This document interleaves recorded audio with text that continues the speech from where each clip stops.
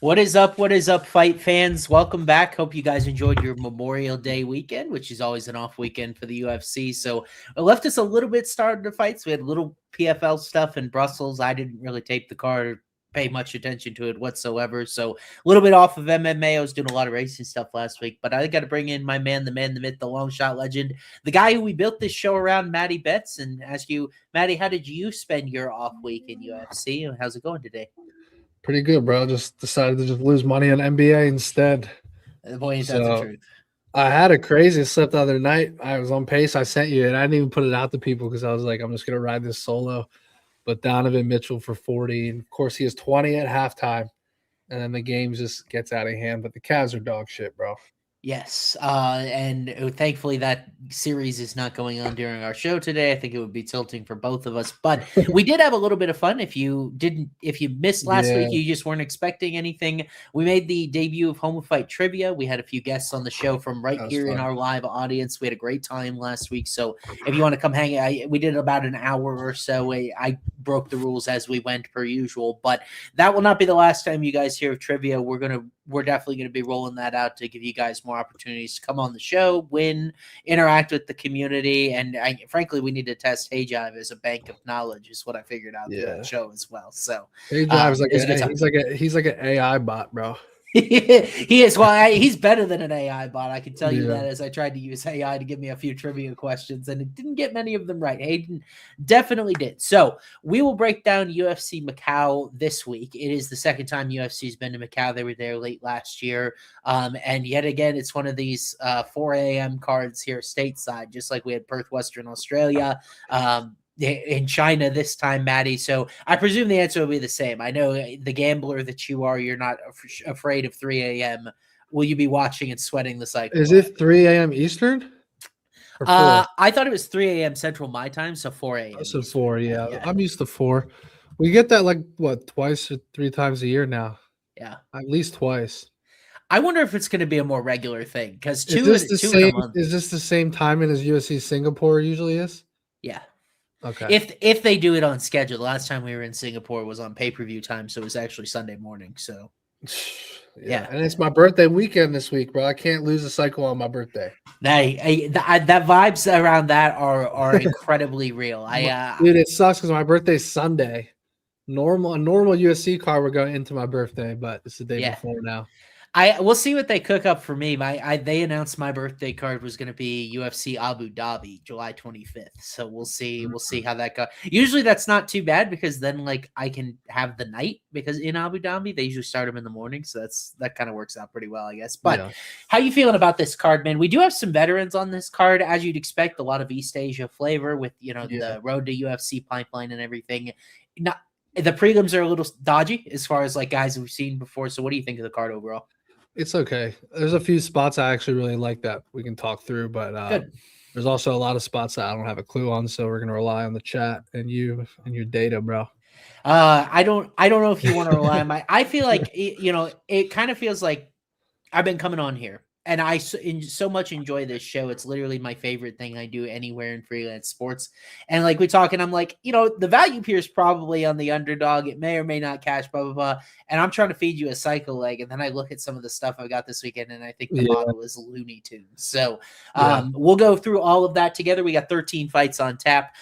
Starting with this one at women's strawweight, which actually was a model fight. We got 30 plus octagon minutes for both of these women at women's 115. Loma Lookboonmee from Thailand taking on Jacqueline Amorim, coming off a loss in her last fight. So this one's a near pick'em. We always kind of like that. This will be first step stateside early in the morning. So, Matty, do you have a preferred side / method / way you think this fight might play out between these two ladies who both have winning records, by the way? Yeah, I think this is a really tough matchup for Amorim, bro. I think Loma's a side here. I think she's just more well-rounded. She's only been subbed once. The only thing I don't like is, actually, I kind of do like it because she just faced Alexia. Yeah. How would you line Alexia versus Jacqueline, bro? I mean, Tainara, I think, would beat her up bad and stuff all the takedowns. I think Tainara is like way more well-rounded. Yep. And I think that although Loma lost to her, it's kind of a good prep fight for this one for her. So I think she just went through a camp where she knew she was facing someone who's dangerous in the jiu-jitsu. And I think that she can out kickbox this chick and win on the scorecards. I'm considering Loma for a decision leg, bro. I'm not gonna lie. That is fucking crazy that we are starting off here. I'm going to read you verbatim the last sentence in my write-up, which, by the way, my prelims primer comes to homeoffight.com every Friday. I said, however, she just survived 15 minutes with the ultra-physical Alexa Tainara, which was a perfect boot camp of sorts to ace this Amarim matchup. Man, you and I are on the same page here. And by the way, I have Lookboonme decision plus 111. I know it's going to be better than that because it's a pick'em fight and they'll leave some options on the table. For whatever reason, Amarim has actually done a really nice job of fighting through her cardio problems, because when it feels like she's kind of become early sub or bust, right? Where if she's not getting the takedowns, she was a big favorite against Kanako Murata, wasn't able to get the takedowns, ends up losing the fight outright and busting a lot of parlays. I don't like her gas tank. We've seen this BJJ archetype really start to struggle here in 2026 as guys are more well-rounded. They have basic defensive fundamentals, and we know Loma has those. She was just in a tough fought matchup with Bruno Brazil, fought off Tainara for 15 minutes, and we know Loma is going to be the side at distance. Now, my fear, if you like the Loma side, I hope she doesn't throw a ton of kicks and get them caught and end up like 5 minutes on her back. Like, I think that would be like the worst possible approach for her, and she's got a Muay Thai base, so it can happen. But I think Lookboonme can win on the cards here, and I actually like her as the side. I've got her 52.9% likely to win, and then most of all by decision, with both Amarim not being very durable so far, as well as Loma doesn't have a ton of power and a finishing upside herself. Yeah. What is that? What was that Loma decision prop? I had plus 111. I don't know if we've got it anywhere yet. I'm pretty sure I got it. Hold on. Oh, yeah. You looking at Hard Rock? Yeah. I do have a number, and it's plus 175. Sign me up. Yeah, I think that definitely works, and to me, it kind of feels like her money line, because we've gotten a good shout. Our guy Big Maple Bet said round 3. I totally get that with the Amarim cardio angle, but it's like, it's women's 115. By and large, she's done a good enough job surviving and fighting through it to this point that it's like, who's Loma? Hey, the craziest outcome you can imagine here would be Loma subbing Amarim, like exhaustion related stuff. But I doubt it. I do like Loma's money line better than decision, but I definitely can get there on both. I also like her decision win against Bruno Brazil. I think that's a solid unanimous decision win. Tough fight for her, because the one thing Loma struggles with is size, and Bruno's big for this weight class. Big, tall chick, and I love this. I love this, bro. I think we got to put this in the cycle. I really do. And if you lose, just reload. Yeah, and depending on what your other legs are, you can kind of think about it closely, because this line has been moving away from Loma. Like, she's inching toward plus money, so maybe that decision prop creeps closer to 2-1 if that movement continues. Yeah. So, for sure, we got a super chat. Matthew sub, Pavlovich KO, Son decision, 15-1. It's not bad. Yeah, and by the way, thank you for getting in there so early with that. We appreciate all you guys, and just not my primary strategy. I will not be reloading, but I know Matty will. Yeah, well, hopefully we won't have to.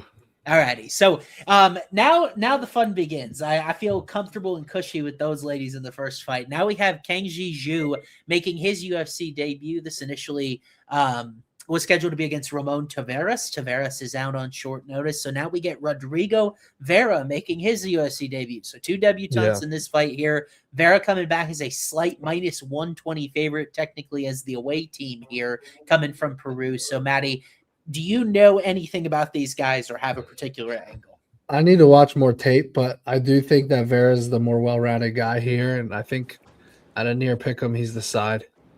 I think he's just got to get out of round 1.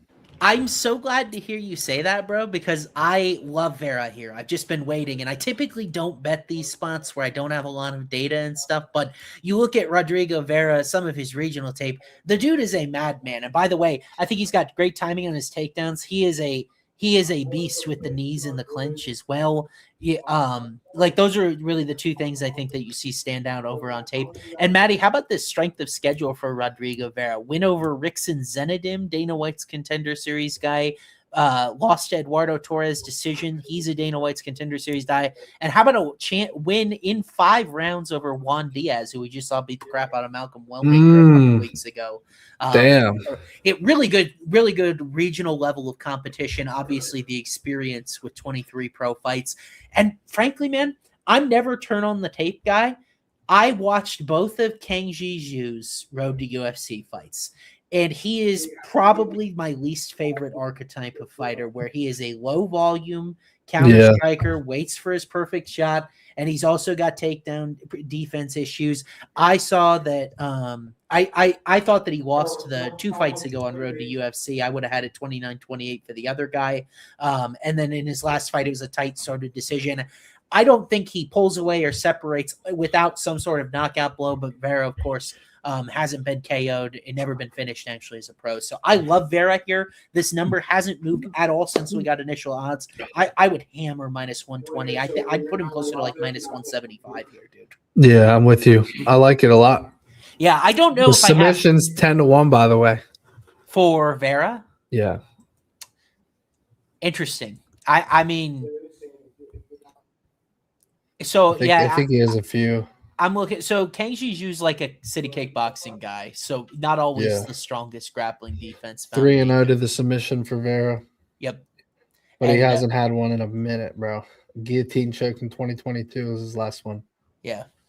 I probably would lean points, but I mean Vera's a wild dude, man. I really enjoyed his tape. I actually think he's going to make a lot of noise in UFC. So it reminds me a little bit of when I watched Jose Ochoa regionally on tape, but obviously a much easier entry point than Ochoa. I love Jose Ochoa, bro, but I'm still pissed at him. He didn't get me my knockout. He tried. Yeah, that's true. You got to give guys credit that go for it because he went for it, bro. Clayton Carpenter just has a chin. Yes, he does. We got another super chat. Dawn KO, Zan sub, Pavlich decision. We're going to talk about that Pavlich decision because I feel like it's very mispriced. Even though it probably won't hit, it is very mispriced. I don't know what it is, so I guess we'll find out in real time. I think it's 5-1. I'm pretty sure. Interesting. Okay, so we'll move forward here, and we're going to talk about this next fight up here. I'm really excited for this one for women's MMA, as only Austin can. We got Angela Hill taking on Jingnan Jiang, who's a long-time strawweight champion with 1 championship, which is now dissolved the MMA promotion. And you know she's probably pretty good if she's drawing Angie in the UFC debut. Both of us are laughing. Yeah. Matty, Angie's odds not plus Q64, they're actually plus 164. We had a little bit of a typo there, but that means that Jingnan Jiang is favored here as she makes her UFC debut at 38. It's a little bit of a weird circumstance. So, have you had a chance to tape Jiang? I haven't. I've heard a lot about her though, and I think it's saying a lot that she's minus 215 against. It kind of feels like a prime Angela Hill. Regardless of her age, I think she's at her best that she's ever been, or pretty close to it. I mean, her success has kind of all been on the back end of her career. Like as far as the tape study, she just looks way better late in her career. But I don't know. I think Angela's durable, so I think we could see 3 straight decisions to start this card, and I think China wins this one by decision. Yeah, well, you know, Angie, she lives in split decisions, so that wouldn't be overly surprising from that perspective. But I got to tell you, man, I really like Jingnan Jiang's tape, and I understand why she's a favorite here because she throws. It's not often you see a lot of women, especially in strawweight, that are just point fighters. Maybe Loma Lakbud a little bit of that herself. You know, she does try to hurt, but there's just a size thing. Interesting. We got a big bet there on Jiang decision. Angela is tough. She is durable, but I'm telling you, Jingnan, she throws heat into every single shot. And Angie's 41. You know, she's been cracked a couple of times, even though it hasn't really panned out to a point where she's been in any true danger. But I don't really love this fight from a betting perspective in that I'm very close to where I think the market sits here. Angie's just had a tough time separating. Never been somebody that carried a ton of power, and she's kind of weirdly upped her grappling volume, which I also think has hurt her endurance later in some of these fights. And Jingnan Jiang, the things you got to know about like tape study here, great get-up game as far as her ability to get to a knee, get back to her feet. So if Angie tries to wrestle, I think Jiang can get up.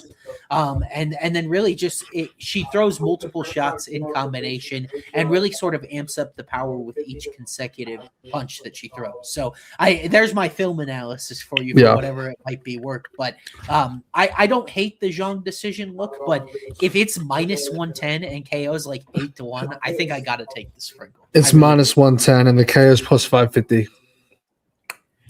It's not enough. It could be though.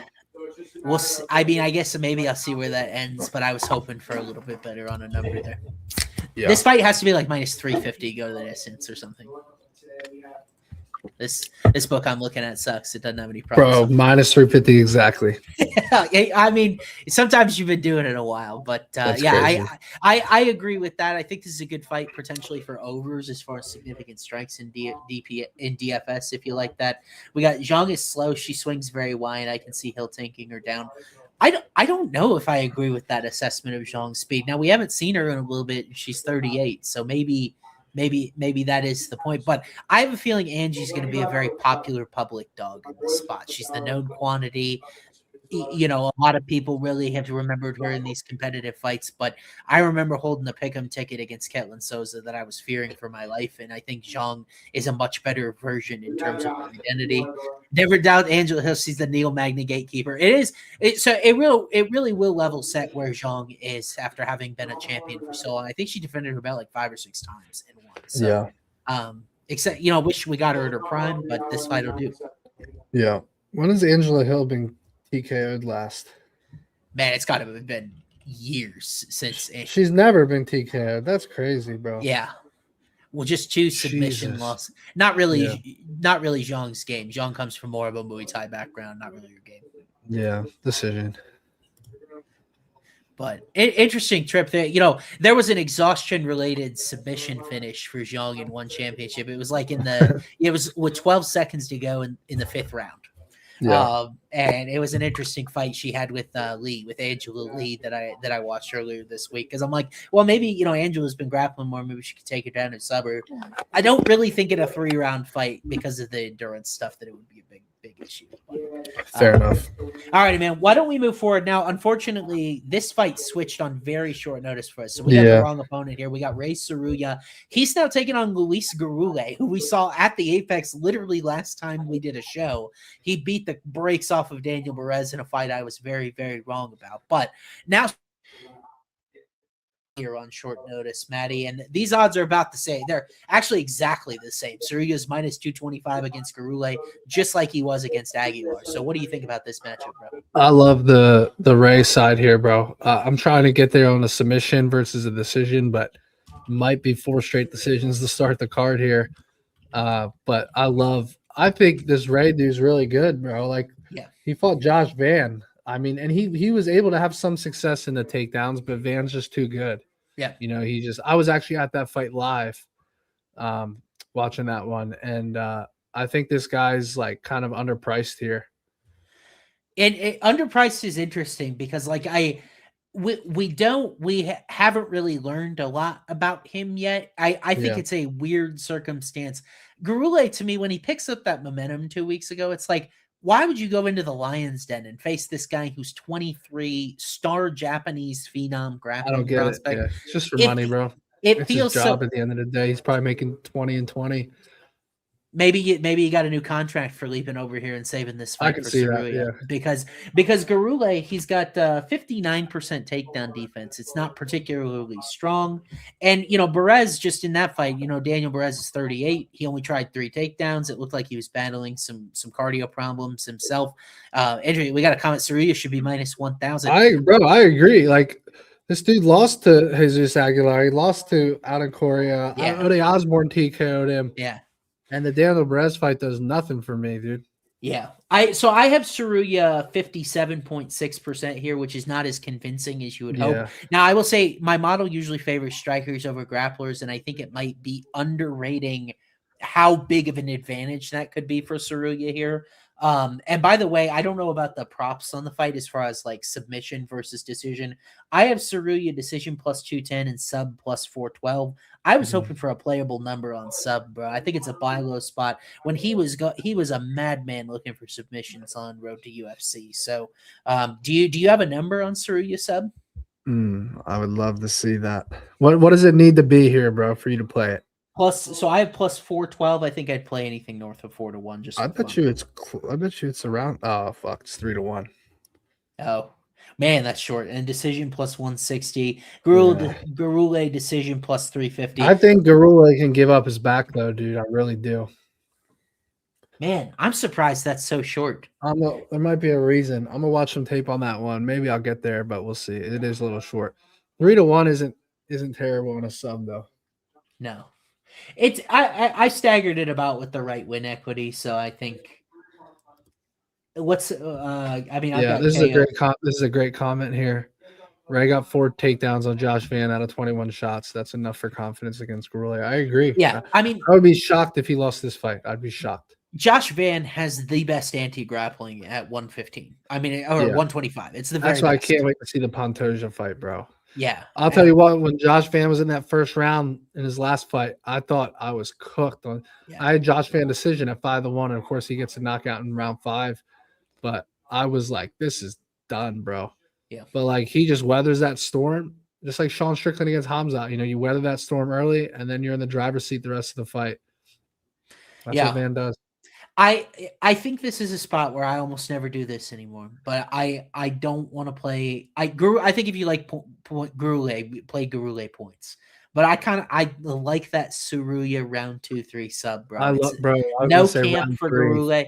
Yeah, no camp for Gurule. I mean, I don't know if necessarily Suruya will have like a ground and pound to open up those opportunities, but I think he's just going to be so much bigger and stronger than Gurule is. Yeah, we got Big Maple Bet super chat coming in.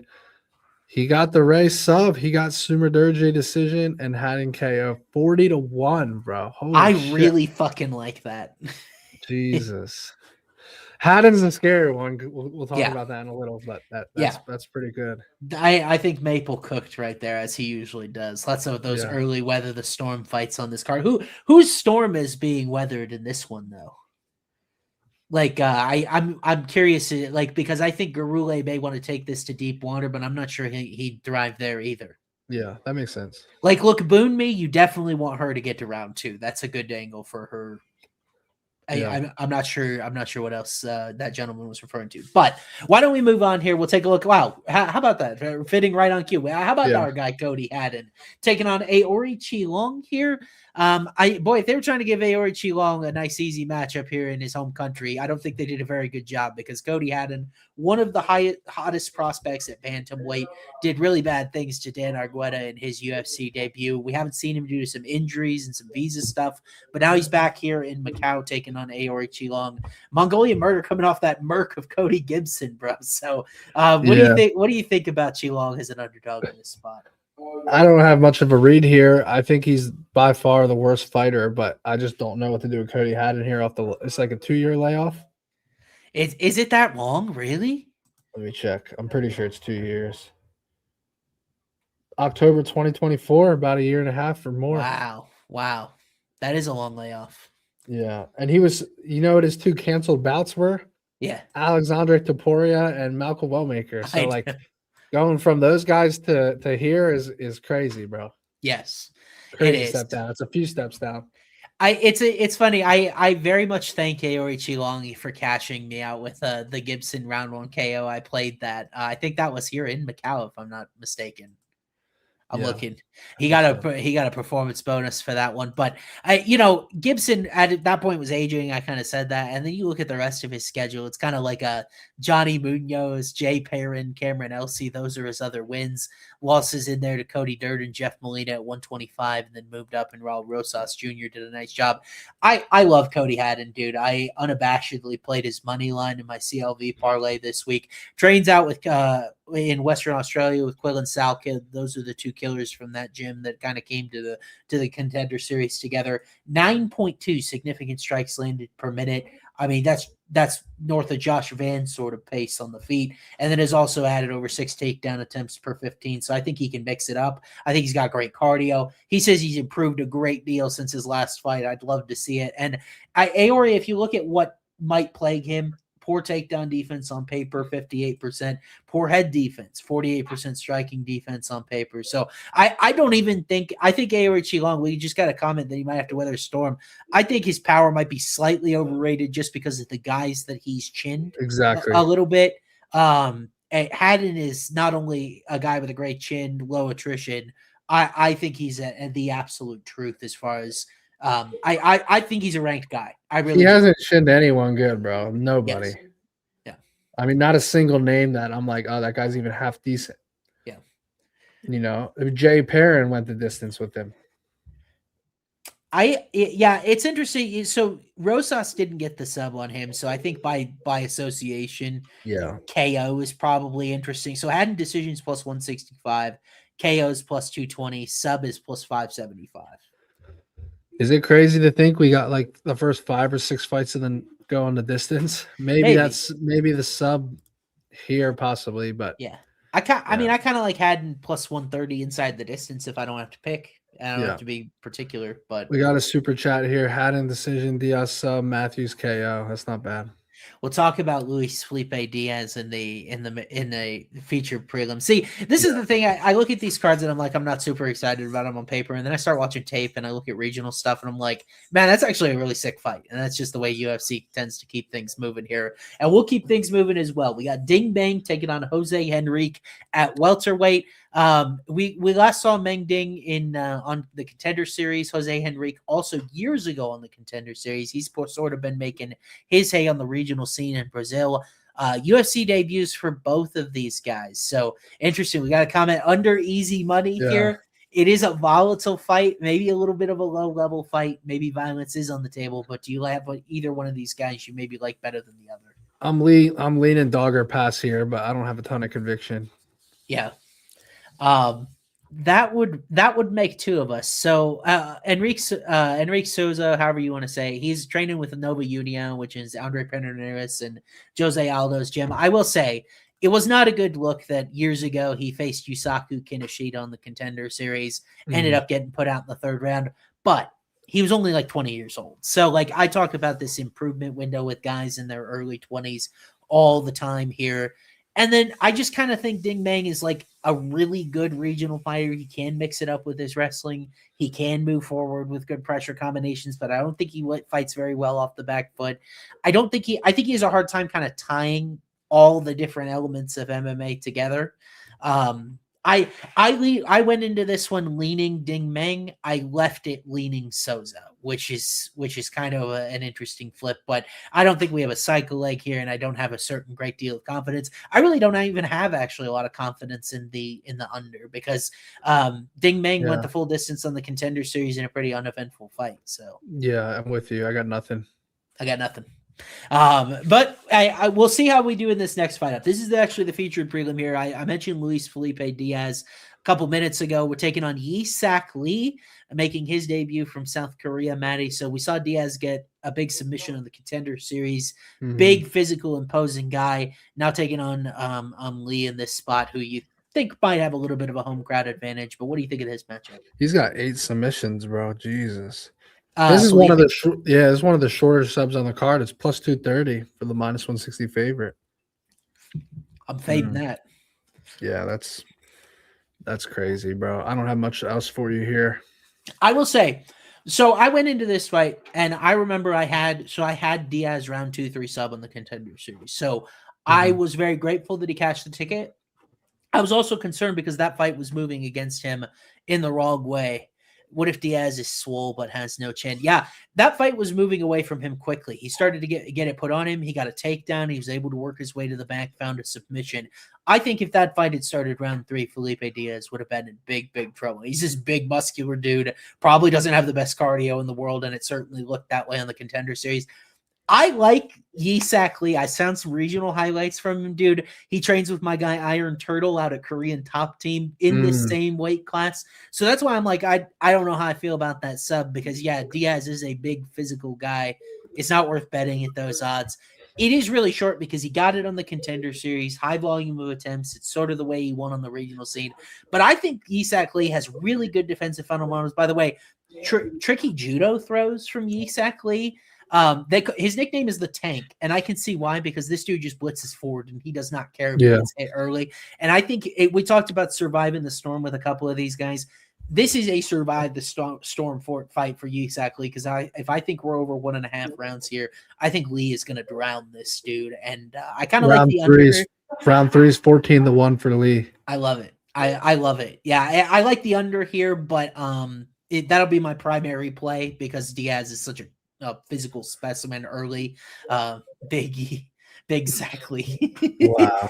Well, we'll see. His chin is up in the air. He is a little bit reckless. Like I said, his chin's even up in the air in this graphic, bro. Yeah. I mean, he is a runner, and Diaz. I like under 2.5 minus 165. That's honestly not bad. No, it's not too bad. I think I might play.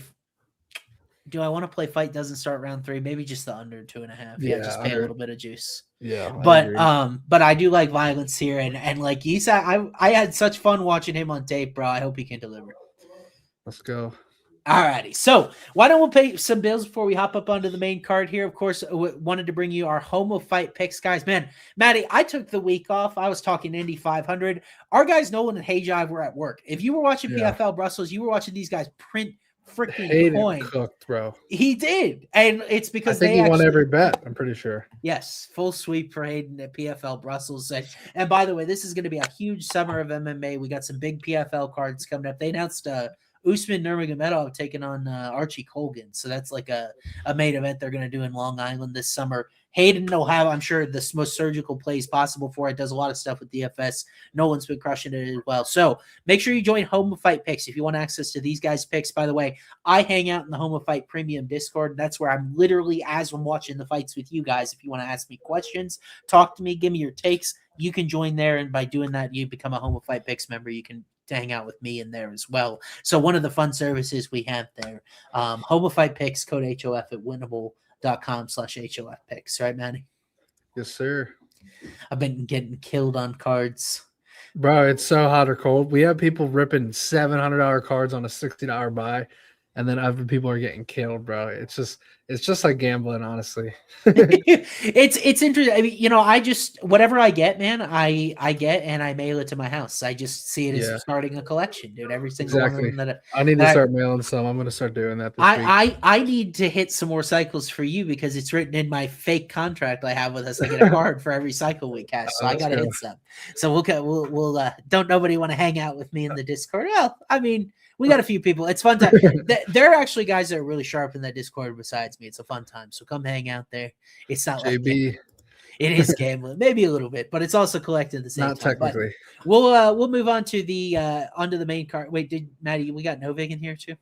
Yeah, I'll read that real quick. Also, the show brought to you by Novig, where America trades on sports. Maddie lives in Florida. I live in Texas. We can still build cycle parlays and bet UFC props thanks to our friends at Novig. Right now, if you go there, you haven't been there before. If you don't deposit $5, they'll give you $50. Use code FIGHT. You can deposit and play for free. I'm still working off my original deposit, and they usually have great odds for a lot of these different props as well. Some of the money lines you can get on there are crazy value compared to market. So Novig, our friends at Novig, really appreciate them for the show. Also, Home of Fight cards brought to you as well. Collectibles.com. You can open repacks there. That's what we're talking about with ripping cards. We now have elite packs available, $150. And then you can go in and you get much higher value cards. What's the minimum value on the elites? It's like, what is it? Like one. I don't know the exact amount, but it's like 80 or $100. Yeah, it's like 80 to $100. Up to $2,000, $2 or $3,000. And the thing about these cards, man, it may be worth something now, and then the fighter goes on to have this legendary career and it appreciates in value. So you never know. You can open and buy MMA trading cards, repacks.com, buy collectibles, maybe the coolest thing we do. So wanted to get those bills paid, and now Maddie's been dying to talk about Alex Perez and Suyu Darji. I certainly think this is a really interesting fight inside the flyweight rankings as well. Maddie, Alex Perez has been taking a little bit of money this week. He's now up to minus 156, out coming off a really impressive performance, but really both of these guys are. So what do you think about this matchup? I know, but you're kind of buying him at the highest spot. Right. Because he looks so good against Charles Johnson, but that's kind of what Charles Johnson does is he kind of fights down to his competition and then has these crazy wins against the champ, and then it's just like so it's hard to get a read here. Suma Durji, I'll never forget. Was it the Matt Snell fight? Yes, the wild comeback that Oh my Schnell god, had, bro! dude. I had Schnell with submission, or no? Yeah, I had Schnell. Yep. It was the craziest shit I've ever seen, bro. Yep. But yeah, I mean, this is a good comment. Perez really only loses the grapplers. Sumaderji isn't a grappler. It should be as straightforward as that, but this is to me the fishiest money line of the card, bro. Especially Really? especially in China, like it just it's scary, bro. Like, why is he not minus 250?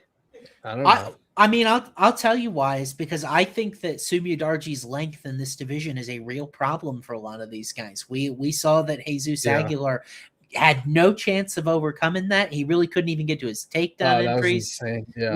With how far away Sumiyodarji is, it's really hard to get in range against him. By the way, he showed off some interesting trips of his own in that fight. We always know that he's got great kicks. I actually like Sumiyodarji here, and like that was me before I modeled this fight. I had Perez at 54.3%, so a little bit behind the market there, even though I've still got him favored. But like, I think Sumiyodarji working with Team Alpha Male, he is improving at a rate that is noticeable and discerning to me. Whereas Perez is a guy that I just can't really trust. First of all, I'm worried about his body and his physical condition. He's had a lot of injury problems. Had the knee thing against Tyro, which was partly Tatsuro's doing. But go back and look at his Topology page real quick, Matty. Look at all the canceled fights with injury history and things like that. I don't know if I trust his body completely for chalk. And I could get there on a Sumaderji decision. Maybe it's plus 275. Yeah, I got that plus 400, so that's gonna be tough. Yeah. So then what's KO for Sumiyodarji? Plus 600. Okay, I'm in that vicinity, plus 697. Yeah, we'll ignore the submission result for now. I mean, Perez is pretty durable to the striking. I will say, I would be wary about saying Sumiyodarji doesn't really have any grappling chops. He had a couple official attempts against Charles Johnson. Like, that'd be a crazy one. 8-1 on that one. That's the longest price out of all 6 outcomes. Feels kind of short for a guy that doesn't have a UFC submission win. Yeah, fishy. It's and like, you know, this fight just screams something weird happening though. Yes, the one thing I don't like here is Perez's money line. Even though, like, I understand favoring him, I understand that if he can get his wrestling going, he has a good chance to win. But man, I do not trust that number and this guy at that number. Interesting. All right, brother. Why don't we move on here? We'll take a look at this next fight up at welterweight. We got Carlston Harris stepping in against Jake Matthews. This is a last-minute fight as well. Muslim Salkov ended up having to pull out against Matthews. So now we got Harris stepping in. Probably needs a win to save his UFC contract. And Celtic Kid trying to come off one of the weirdest fights of last year against Neil Magny. I could not explain to someone everything that transpired in that fight without actually watching it. So Matthews is minus 330 here. The Celtic Kid getting a lot of love for his skill set against Harris. What do you think of this matchup? I think his hands are live here. I feel like when people lose to Neil Magny in weird ways, they always come out the next fight and fucking chin somebody, bro. Is that not true? I'll put it on my list to do some research about that and see how it goes. Bro, we got to look at this. Let's look at Neil Magny's loss or wins. Yeah, the Mike Malott one's the one I'm thinking of. He gets that. Then he knocked out Radke, right? Yeah, and then Mike Malott comes out, looks like a killer, gets multiple knockouts after that loss. Gilbert and Radke. How did D-Rod do after Magny? Oh, he lost. He got head kicked by Gary after Magny, so that's against the point you were trying to make. But yeah, that's true. That's a tough fight for D-Rod. Yeah, I like Jake Matthews by KO here at plus 260. I feel like I gotta trust that he has the better hands against a 38-year-old who's been chinned a couple times now. I think that's a good price. This kind of reminds me when Jake Matthews fought Andre Fialho, comes out and knocks out Andre Fialho. It's a different stylistic matchup, but like it kind of reminds me of that fight a little bit. Andre Fialho was kind of chinny, losing by knockout, was looked at as the better striker in that fight, and Matthews comes out and sleeps him. And I think Carlston Harris, just 38 years old, been chinned a couple times now recently. Plus 260 is not bad on the KO here, but if you bet it, you got to sweat the club and sub, and that's the problem. Although Carlston Harris has never been submitted in the UFC, so that you have that going for you. But if you hurt him, Jake Matthews can snatch that up. So it is. I think the ITD here makes sense at even money. You get Jake Matthews inside the distance at even money. Yeah. Yeah, I was just listening to you because I don't have a lot of strong conviction in this fight. Like I didn't come here with a specific angle that I wanted to explore. I will say, as I've said it multiple times on this show, Jake Matthews at extreme chalk is typically not a good idea. I remember the Matthews Sebelsberger fight, and like I'm pretty sure he had a pretty big number behind him against Magny. But the thing is, though, is like he's typically not a good play on like as big chalk, but it's like, how does Carlson Harris really win this fight? Well, and that's another thing is I was going to put up Harris is weird, right? Where do you remember the Santiago Ponzinibbio fight? Like he drops Ponzi early in that fight, and like I thought it was going to get stopped. It's like he's long, like he's got these big hands that he seems to hit people, and they have adverse reactions to them. We know he's got the sneaky anaconda chokes and like a really good squeeze from that perspective. But then he's also going to a decision with Jared Gordon. Yeah, Jake Matthews has been subbed 4 times, bro. I did not know that. And that is honestly it's Sean Brady, Neil Magny when he was fatigued. Yeah. It's crazy. He got anacondaed in 2018, 8 years ago, but he did lose by an anaconda once. Yeah. I mean, and Harris is just like, I have this horrible feeling. What do we got? Thiago Santos. That is brutal, bro. I just have a hard time. Like, I will not be playing Matthews or associated props here. The question is, do I want to dive in on Harris? And it's like, I don't know if I can get there. It's weird that Matthews has been submitted 4 times, like you said. Yeah. I have Harris sub at plus 748. I imagine it's shorter than that. Yeah. Let me check. Like this feels to plus me 750 for Carlson Harris by sub. Okay, so I mean I'm literally right on the number. You can get 2-1 on this fight to end by sub. I'm at plus 276. So, but like I have not pulled a Carlos Prates card. I'm waiting on it.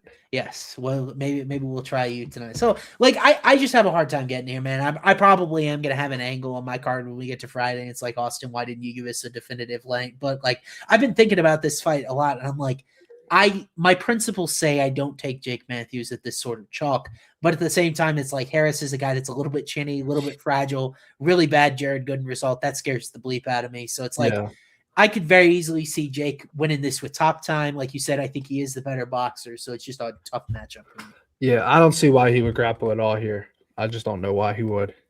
But then Harris is the guy with the reach advantage. So it's like, yeah, but Jake Matthews can get in the pocket and box his head off, dude. Yeah. I'm going Jake Matthews KO plus 260. Final answer. Okay. I really like Jake Matthews. He's just a guy I've learned not to trust. Yeah. You know what I mean? 31 years old though, still, he's getting better every fight, I feel like. Yeah. And honestly, it doesn't feel like he's got a ton of miles on him. I know he's had some like submission setbacks, but when was the last time Jake Matthews was put out cold? Kevin Lee, 2016. Bro, he went the distance of Michael Morales in 2023. Yeah, and a result that looks. I gotta trust his durability, and the guys he's been sub to are really good grapplers. Yeah, I like the Jake Matthews side. If it's a trap, it's a trap. I get it.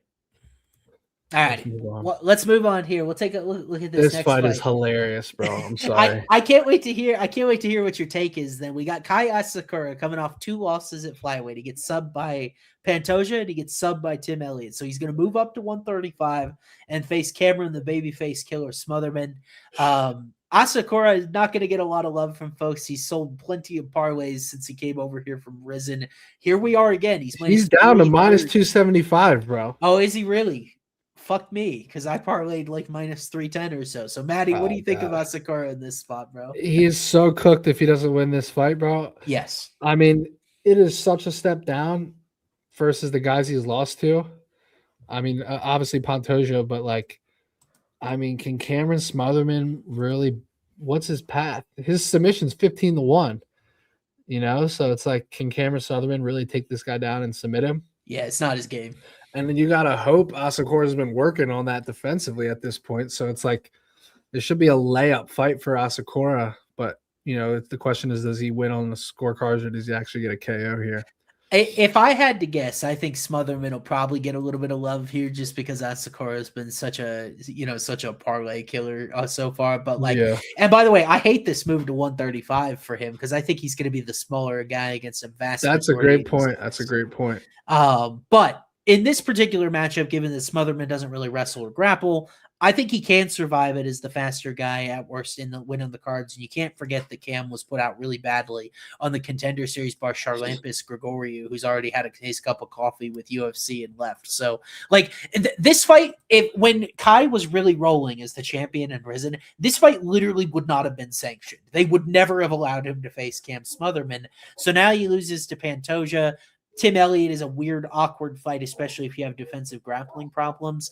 Yeah. Now is Smotherman sort of the safety net, but I don't know. I was sitting here thinking Taito Ivasa wasn't going to lose to Louis Sutherland, and it's just Oh my God. Don't the even remind bottom me, never bro. stopped falling out. I So needed it's like, Ty for 50 grand, bro. yeah, Ty by KO for 50 grand, and he fucking gets smothered. yeah. I mean, I think Kai actually has a grappling advantage here, which is crazy to say. Like if he'd even attempt the ground game, I think this is the perfect buy spot on him at minus 275, bro. Yeah. Like if that number is really that low at this point. Yeah, I'll have to see where it came out because like I wanted to get my other two guys locked in, and I wasn't sure if the Asakura line was going to move one way or another. But I think anything south of 3-1 is a really solid price for him. I'm just surprised people are that low on him. Yeah, Tim Elliott and Pantoja, it is what it is. Yeah. I mean, Tim Elliott looked really good recently too. Yeah. I mean, this is the guy. This guy knocked out Kyoji Horiguchi in 2019. Like, and then he lost the rematch to Horiguchi. Manel Kopp also knocked him out. But it's like, think of the level of competition that is compared to Cam Smotherman. I think he lost a decision to Sari City and like Ricky Simone. It's like a completely different plane of guys. What does Asakura's KO need to be to play it here? Because it's plus 130. Man, that's a little short. It is. I probably would lean decision just because he's moving up in weight. Plus 260. Yeah, definitely at that number. But I think he's going to knock him out. Yeah, I do too. It's just that number was a little disappointing. But you and I fell victim to that before. Like with Francis Marshall with the submission, we were like, that was so free, but the number wasn't good enough. And I could see around 1 KO here. Yeah, I wouldn't. If you came to me with your final draft of your cycle was like, I want to play Asakura KO, I'd be like, hey, yeah, let's do it. Yeah, because I feel it. I feel it. We shall see if it makes it. All righty, man. Why don't we move on? Speaking of KOs. Yeah, speaking of KOs, we'll see if we have one here in this heavyweight fight. Sergey Pavlovich taking on Taliesin Teixeira. I recommend not going and getting a new cup of coffee with this guy at heavyweight. Interesting that Taliesin's stepping up after a really disappointing effort against Tai Tuivasa. Insane. But Pavlovich did not make a lot of fans in his last fight against Jairzinho either. So what do you think of this matchup, Matty? The people have spoken. Pavlovich is like minus 600 here. Is it truly that easy? I mean, can Teixeira take him down, bro? I don't think so. I don't think he can. I think Pavlovich has too good of a base and a foundation. And I mean, I think this is kind of a perfect matchup for Pavlovich with 6'7", dude, chin in the air. Yeah. Great boxing. This is kind of like the get right spot. The Pavlovich KO is minus 250, but I think it's free. Yeah. And by the way, Pavlovich, maybe the most underrated part of him, he's got a really good chin. Like he took some big shots from Waldo. He took some big shots from Volkov. And like he wobbled Aspinall a little bit too. He did. He wobbled him just a little bit, and like those are super high level fights. Whereas Teixeira, I'm a little iffy on his chin because of the Derek Lewis fight, and it's you like can get Pavlovich in the under 1.5 at minus 140. Dang, man, that means round 1 KO might be like a pick 'em here. Plus 130. Yes, yeah. I'd rather take that. and here's what I'll say. My transparent math about this before I get to a point with Pavlovich that is held true is Pavlovich is a better version of Derek Lewis at this point. He's faster. He's got a better chin. He's got better cardio. Like he's a better version of Lewis across the board. And Derek just walked forward in that fight, was able to find the chin, and Taliesin was grabbing the fence and stuff. But I will never forget. I had a sharp guy that watches film. Like he makes fun of me because I'm my data and stuff. But he was like, people don't know this about Pavlovich, but he could grapple. This was going into the Curtis Blades matchup. I agree. Like regionally, like his takedown defense is really good. His ability to get up and like get to a hip and stand back up is really good. He's like, even if Blades gets him down, he can get back up. And we never saw it in that fight. But and I don't think Teixeira's going to get a single takedown here. It'll be interesting to Teixeira. You know, if he's able to get his back, like I do think he probably has like a straight BJJ edge, but like, at some point, physical strength, like maybe I'm a chalk donkey, but I think it's been a couple of fights since Pavlovich's last KO. It's actually been, he hasn't had a round 1 KO since that Blades fight in 2023. It feels like imagine if he fought Teixeira after the Blades fight. Yeah. The round 1 KO would be minus 300. Now it's plus 130. Would you dare go to like a round KO in your cycle? Like a round 1 KO with Pavlovich? Because I assume KO is going to be like minus 350 here. 250, yeah. Oh, yeah, okay. No, but like it feels square, but at the same time, when you look at like the principles of how he's fought recently, Teixeira is still a guy that I think holds a little bit of equity with some people collectively. Like I think this is a bit of a y'all forgot about Sergey Pavlovich spot. I'm with you. Round 1 KO. Big Maple just threw in another interesting super chat. I could also see the 60-second KO prop hidden here. Yeah. Now you mentioned decision. Okay. I just think it's a great number based on how many decisions this guy's gone to now, but it doesn't mean I'm playing it. Yeah. But the Pavlovich by decision is 5-1 on a minus 650 favorite. It's pretty crazy. I think I'd want it to be like 8-1 before I'd consider playing. I'm not playing it. Just because I think not only is Teixeira a little chinny, I think his cardio is bad. But we got a super chat from Big Maple here. He's got Kai Asakura round 1, Pavlovich round 1, Song Yadong round 4. Oh, I love that.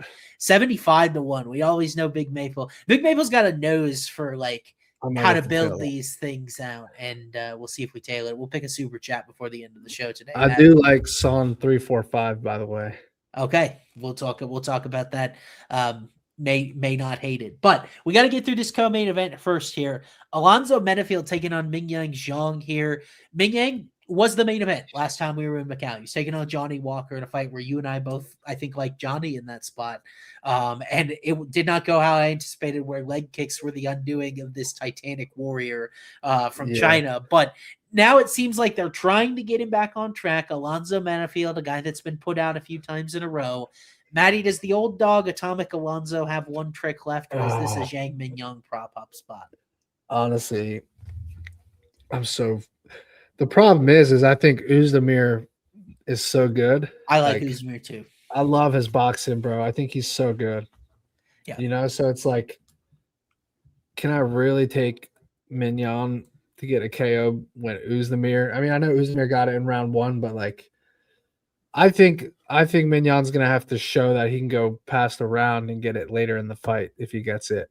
Yeah. I think everyone's on that round 1 here, but maybe he gets it, maybe he doesn't. But I think Menafield's a little chinny at this point, though. Yeah, I mean, look at the dudes that put him out, though. You got Carlos Oberg, you got here, and then Mirza. And that Oberg one was just like kind of fluke. I think it was in the first minute or the first 30 seconds. I actually don't disagree with that take from Maple that Uzdemir could beat Oberg. I actually think that's very, very true. He would get picked apart, though, like in kickboxing range. But if Uzdemir gets in the pocket with him. Well, I also think Volkan's got the grappling upside in that matchup.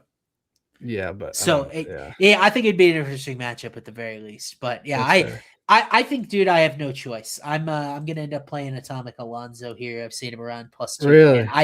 I just have this gut feeling in my bones that I think maybe 2-3 KO for Alonzo would be sick. I would probably play the round prop straight because I actually think Menafield's sub is not crazy. You remember the Menafield guillotine on Jimmy Crute? That was nasty. I do. I also remember when Alonzo hit the Von Flue choke on the French kid, Fabio Charant. Yeah, he had a Von Flue choke. I was like, Menafield had that in his bag. What was that? But like, I mean, I hate Menafield's training camp with Pat Barry, but he's been fighting a really high level of competition for a long time.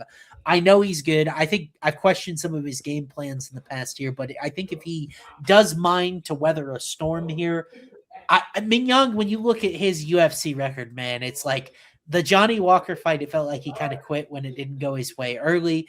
Anthony Smith was totally and completely done toward the end of his career. And then it's Ozzy Diaz, Brenjison Romero, and sorry to do this to you, but your guy Tuco Tokos on road to UFC. It's like, it's just not close to the same level of competition where, and there was also a weird moment. Our guy, Jake Noecker, Jake, if you're listening, the producer on our show, he's also a Big J journalist as well. There was a weird thing with Zhang Mingyang at weigh-ins today. Jake, are you there? You talking about Glasses Gate? Yeah. What's up with Glasses Gate? Tell us, because I didn't even see this. I'm so busy today. All right. So is my audio good? Because it's coming out weird for me. Okay. No, it sounds good. Yeah. So at media day today, Zhang Mingyang's up, and a reporter asked him, they're like, "Hey man, why have you been wearing sunglasses around all week?" And Zhang Mingyang, this is what he does. He answers and he says, "Well, I just like the way they look. They make me look cool. I like the way they fit my face." He takes a pause, and then he says to the translator, "You don't have to translate this next part." And then he goes on to say in Chinese that he's been really tired lately. He hasn't been sleeping well. He's not well rested. And his brother suggests that he wear the sunglasses so he looks more energetic. And then the translator didn't translate that part back. I had to listen to it in Chinese and use AI. So I hope I'm accurate there, but that's Sunglasses Gate. Wow. Yeah. And it's like, I mean, those are little things that you pick up on throughout the, and it's just like, when I hear that, it only confirms my feeling of that. Like, I kind of like Benefield in this spot. So, by the way, that's our great reporter, Jake Noecker. He's on the boots on the ground, listening to stuff and running it through AI. So, yes, sir. I mean, what do you think about a Benefield KO in this spot? Because I mean, the leg is probably pretty juicy given his money line. I've got plus 464. It's probably not it. It's plus 500, bro. Okay, I like it. But the fight to end by KO is minus 250. I'm not quite there. Yeah. Mingyang KO plus minus 135. That's kind of interesting. Yeah. Mingyang's sub is plus 950. That seems crazy. He has never even tried one in UFC. It's ridiculous. I don't know about that. Yeah, double K. Throwback to Rampage Jackson. Right?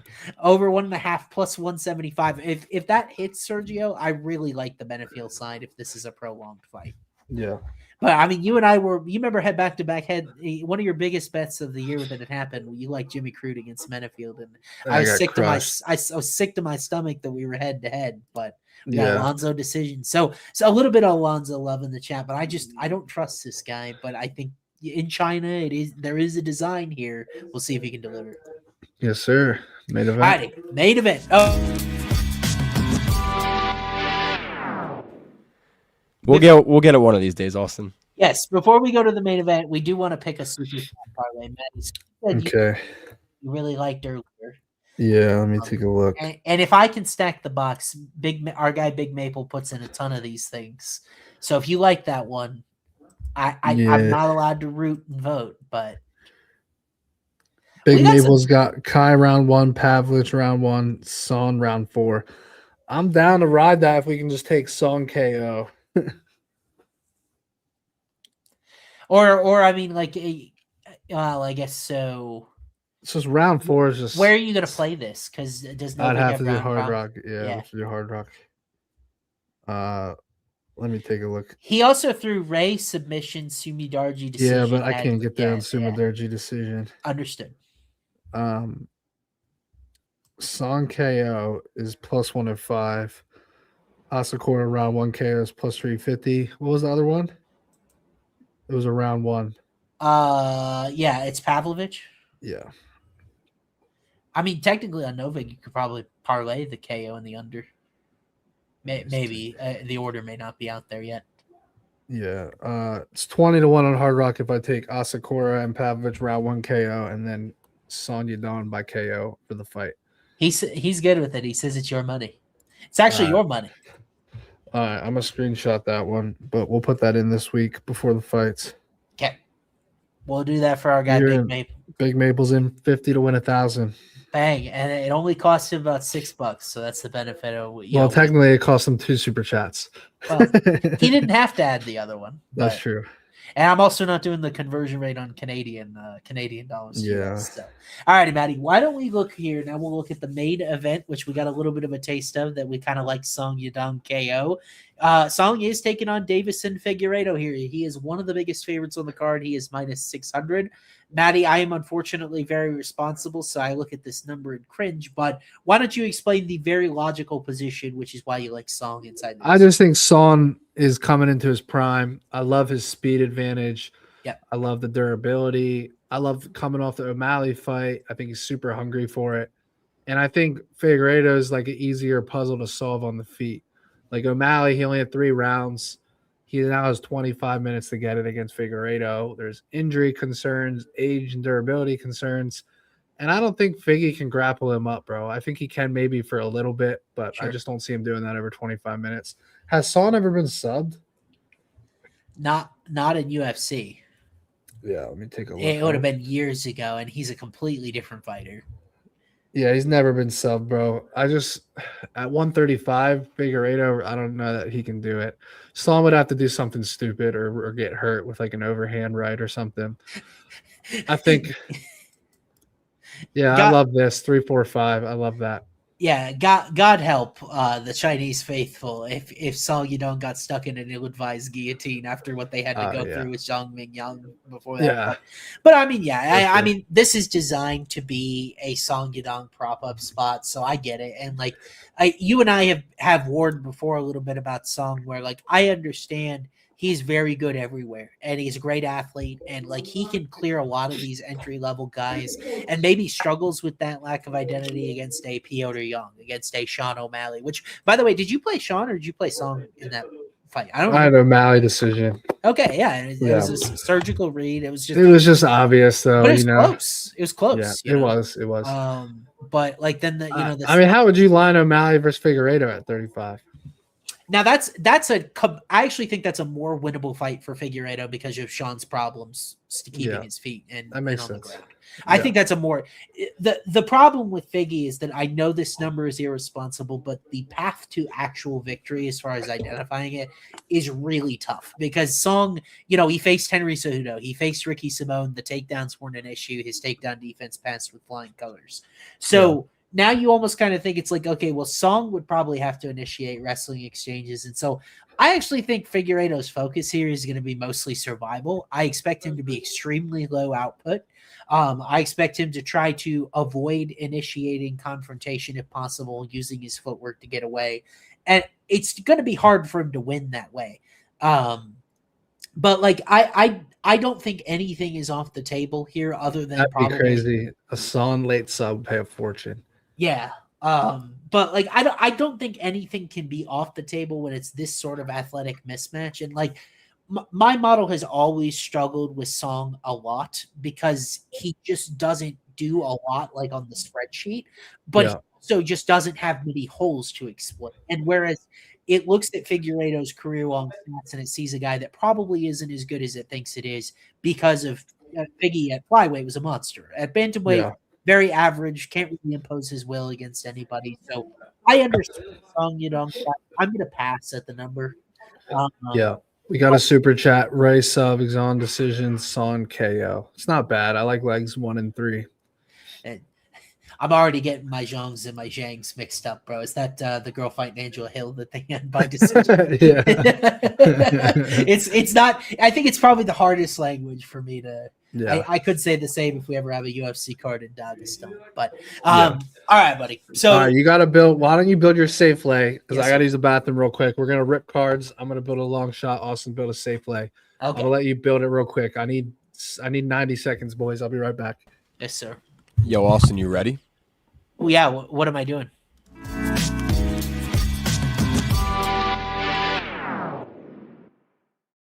You're looking odds and you flawless. Yeah.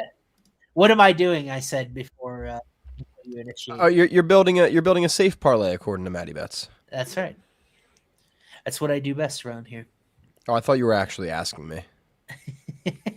I'm paying attention. We're good. That was good stuff on the Zhang Mingyang scoop. I saw that earlier. I wanted to shout it out. You got anything else fun coming to the Home of Fight YouTube, Jake, while I got you here? Yeah, I am uploading Eric Nixick right now. Our guy Dan Tom got an in-person in with him. Dang. Talk Sean Strickland, Francis Ngannou. Yep. Just dropped Ethan Ewing and Curtis Blades today. I dropped Brendan Allen yesterday. Yeah, I feel like we got more stuff. We just got Kyle Good. Dawkins. Good God, you've been busy, man. Yeah, bro. Grind don't stop. Except on Saturday and Sunday sometimes. Absolutely. Yeah, Yo, that's good stuff. Well, I'm plugging one thing if people are listening, though. If you guys like MMA, Friday night, Cage Fury is doing their like outdoor White House cards, CFFC 154, UFC Fight Pass. It's going to be absolutely sick.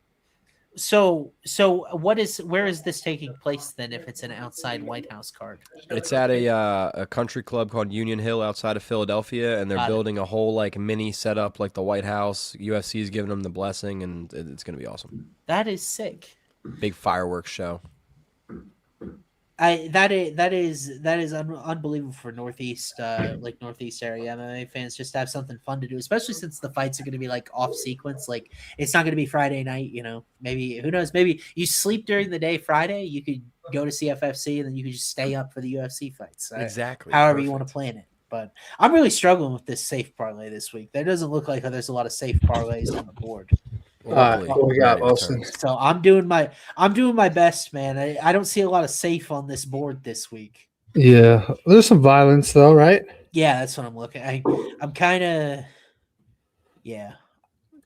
I feel like you can take the Pavlovich fight, bro. Under 1.5. Yeah, Pavlovich under 1.5. That I don't mind that look whatsoever. You can get under 1.5 and minus 190 just in the fight.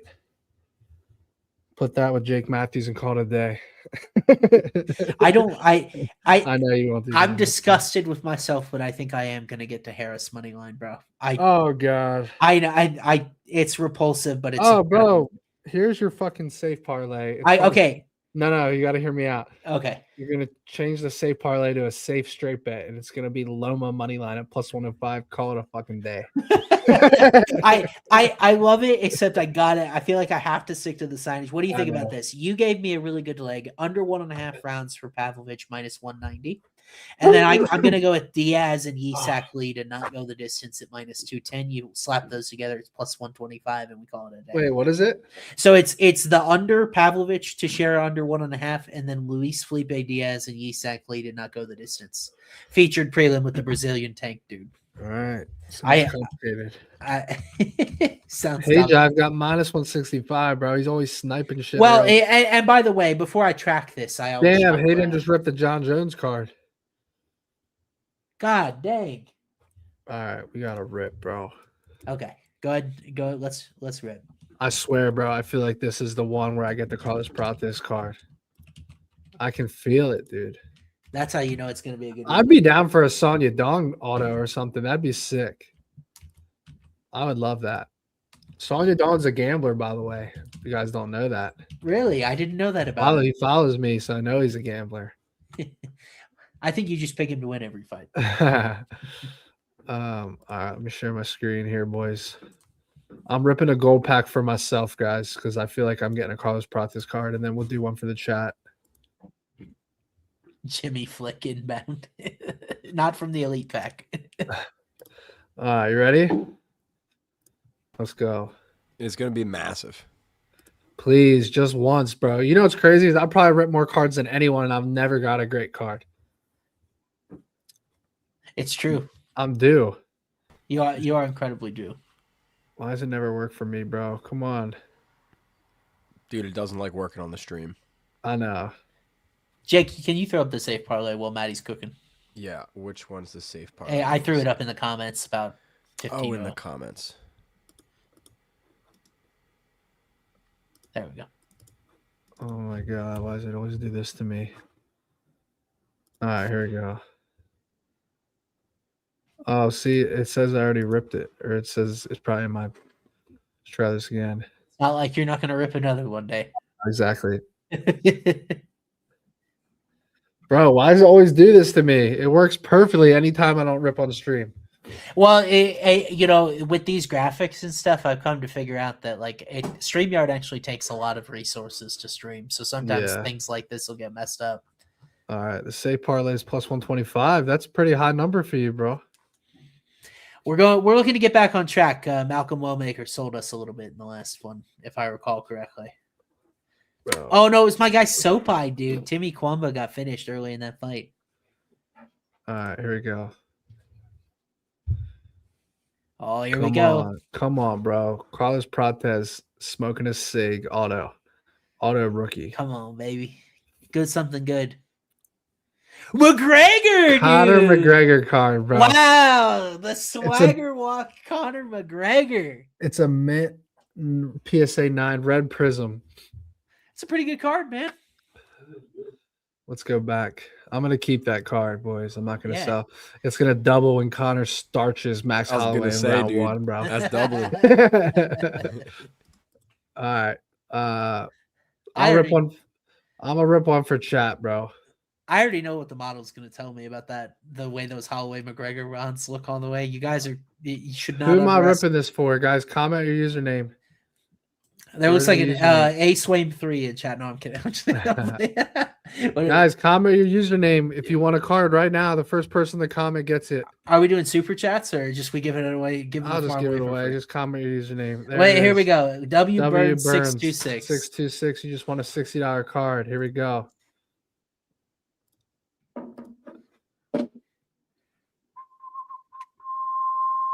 And good on you guys for having collectibles. Just doing this shit again, bro. I've got no patience, dude.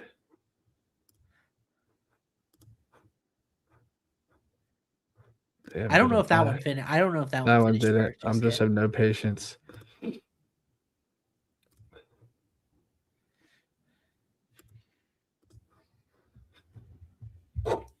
They were telling us in the comments, our guys that We Want Picks, they ripped like 6 cards at the end of the I know. Angela texted me. He sent me a video. They ripped the shitload. This is crazy, bro. You do need to get an account, Sergio. If you have one, you can comment your username. We just gave Emmett a card just for hanging around and being on top of it. So now these can take a little while to get transferred to you guys, though. There's a lot of moving parts here. So yo, what is going on, bro? It says failed. It literally works every time I'm not on stream.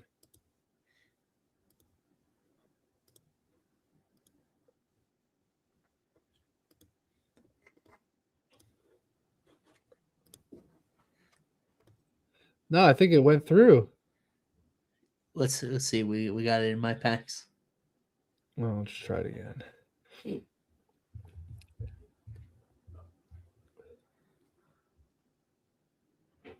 I don't know what's going on, bro.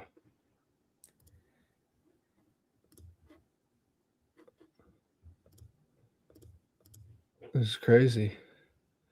The people want packs.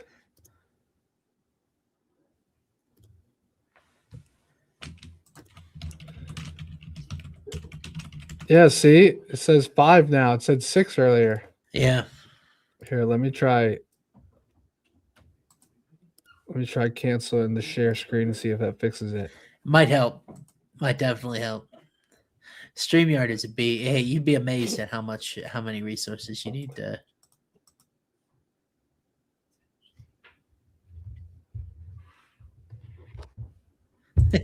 Someone I go to repacks. Someone just pulled a 21 McGregor PSA 9. I wonder who that was.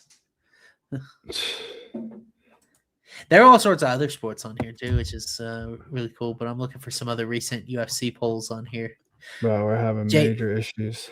Jalen Turner signature blue. Oh, here's the John Jones PSA 8 that Hage I pulled. All right, here we go. I think I got it.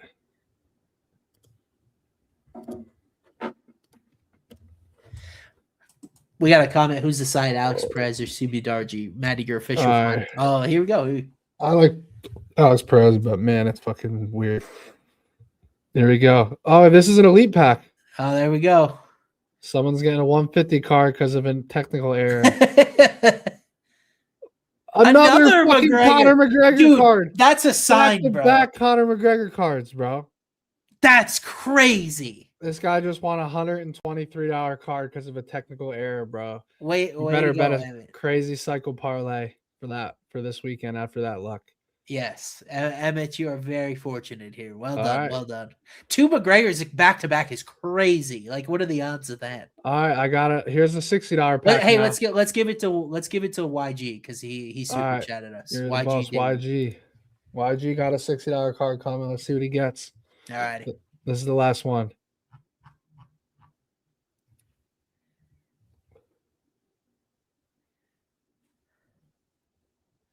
Norma Dumont, baby. PSA. Norma Dumont, bro. Hey, it still has some upside. The thickest in the game. Who knows? Maybe she can win the 135 title when Kayla retires. Well, YG Davey. he did send the super chat. We really appreciate that support, and we appreciate you guys. Everyone's going crazy for the cards. We know it's the best program we got going with Home of Fight, so I appreciate. I'll take it. Thank you, says YG Davey. Thank you guys so much for joining us for our UFC Macau breakdown.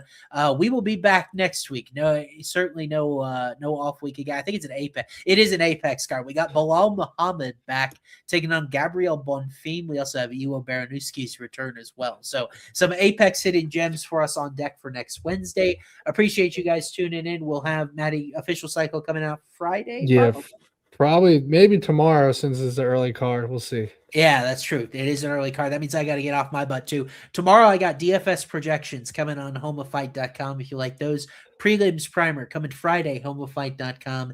You guys can keep an eye out for that as well as I do the main card stuff over at Prize Picks Playbooks if you want my thoughts on everything written format. But we appreciate you guys tuning in. Thanks so much for hanging out with us. And we will see you back for an Apex card again next Wednesday at 9 p.m. Yes, sir. Peace out, everyone.